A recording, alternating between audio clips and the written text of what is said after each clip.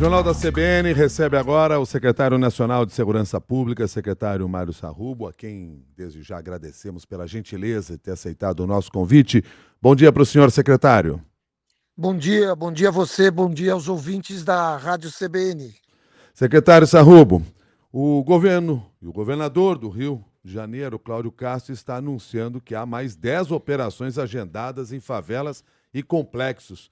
O governo federal vai apoiar essas ações? Veja bem, nós estamos trabalhando de forma conjunta no chamado escritório. Nós estamos trabalhando muito mais medidas estruturantes no sentido de que no sentido de reforçar um trabalho já existente do Comitê de Inteligência Financeira e Recuperação de Ativos, do cumprimento de mandados de prisão, a célula captura, ou seja, compilando os mandados de prisão, ajudando nos trabalhos de investigação e inteligência para a identificação e localização de criminosos, e também reforçando o policiamento ostensivo nas divisas através de um reforço no número de profissionais da Força Nacional, da Polícia Rodoviária e assim por diante. Não está, evidentemente, previsto que o governo federal se envolva em operações, até porque não é atribuição constitucional.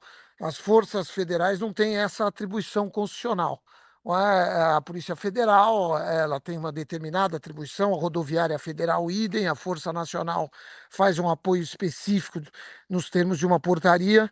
Então, em princípio, não há previsão de qualquer participação em operações em comunidades e tudo mais. Pelo menos isso não está sendo tratado no escritório, que está começando o diálogo entre alguns profissionais nossos aqui da Secretaria Nacional de Segurança Pública, do Ministério da Justiça, com alguns profissionais da Secretaria de Segurança Pública do Rio de Janeiro.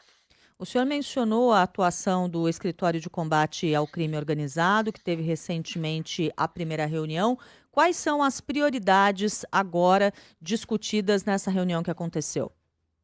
Olha, nós elencamos, dentre as que eu mencionei há pouco, não é? Captura, inteligência financeira para descapitalização de facções e a questão das divisas.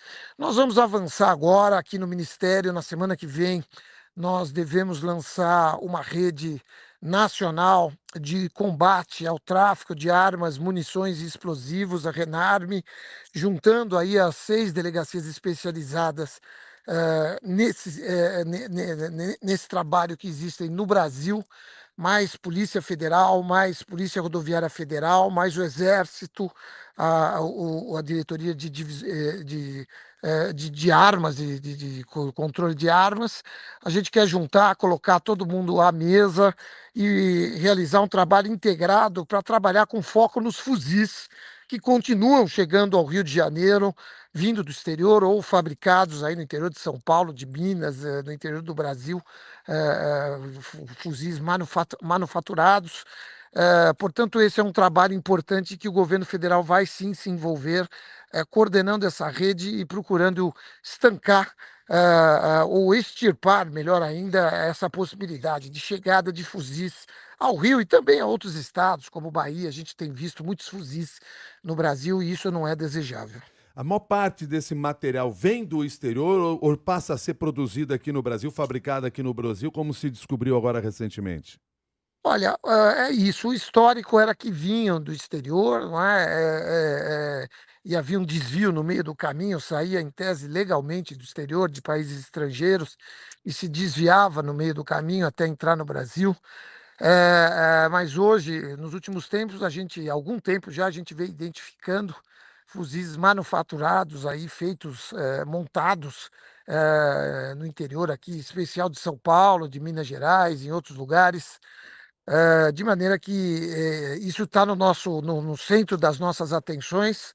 É muito importante o controle das armas, é muito importante que a gente consiga desarmar essas facções, em especial com esses fuzis que são altamente letais e dão um poder muito grande a esses criminosos.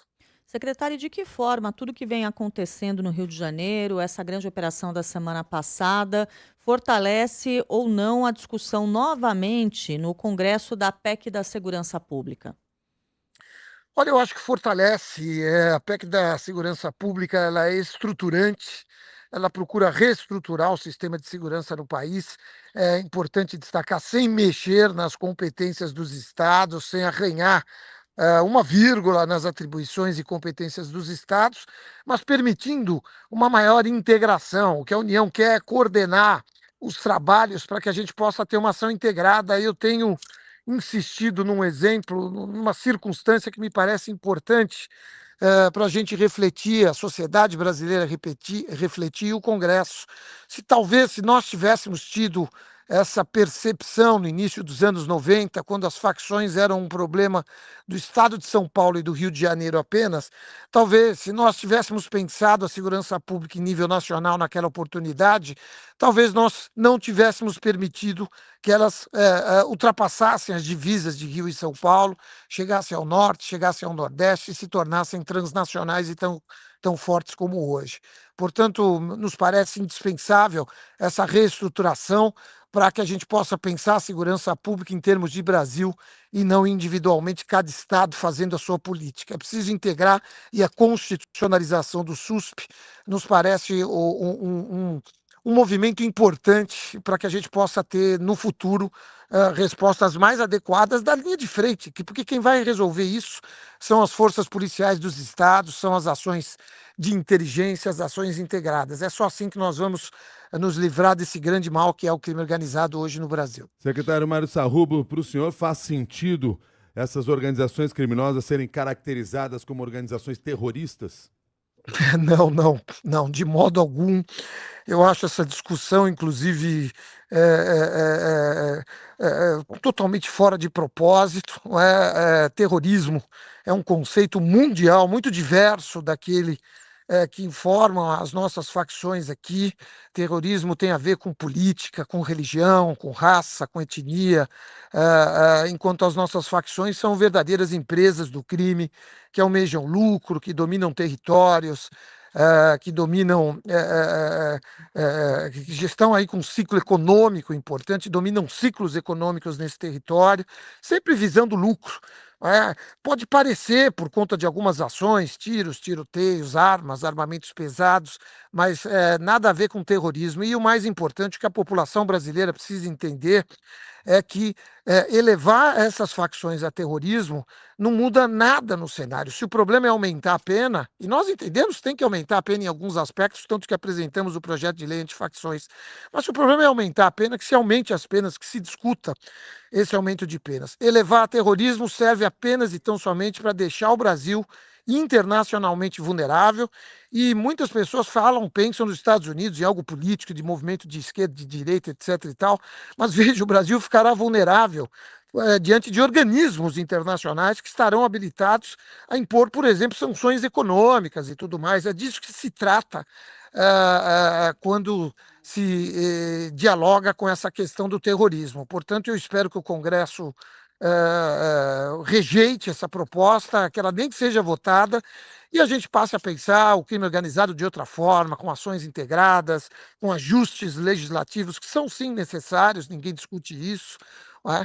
E proporcionando aí a valorização das forças policiais. É muito importante isso.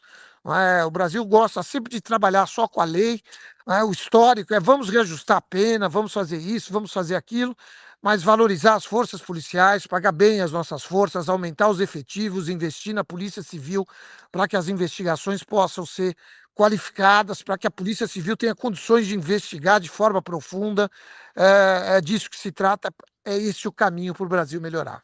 Secretário, o senhor entende que essas operações, como as que aconteceram agora recentemente na Maré e no Alemão, essas operações, elas são efetivas no combate ao crime organizado, são necessárias, e talvez essa promessa do governador do Rio de fazer pelo menos mais 10 operações nesse sentido pode resolver alguma coisa? Olha, eu não tenho dados, a gente não sabe nem qual foi o objetivo dessa operação. O que a gente sabe, e nós não conversamos do passado, conversamos do futuro, do escritório.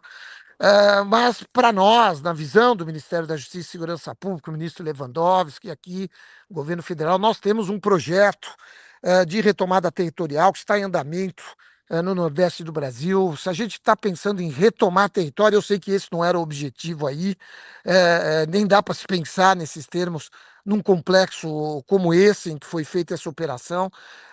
Mas quando a gente pensa em território, a gente pensa num outro tipo de projeto, um projeto em que você faz um trabalho aí de meses, de anos, se necessário for, de inteligência, em que se identifica o ciclo econômico que está mantendo esse território dominado, em que se identifica essas lideranças, em que se faz uma ação pontual, com foco nessas lideranças, com foco na origem desse ciclo econômico, e a partir daí o Estado entra pesado com todos os serviços. Claro, estamos falando aqui do velho modelo da UPP, que é um modelo que deu certo, mas que não teve continuidade, que não teve as aplicações e o investimento necessário do Estado.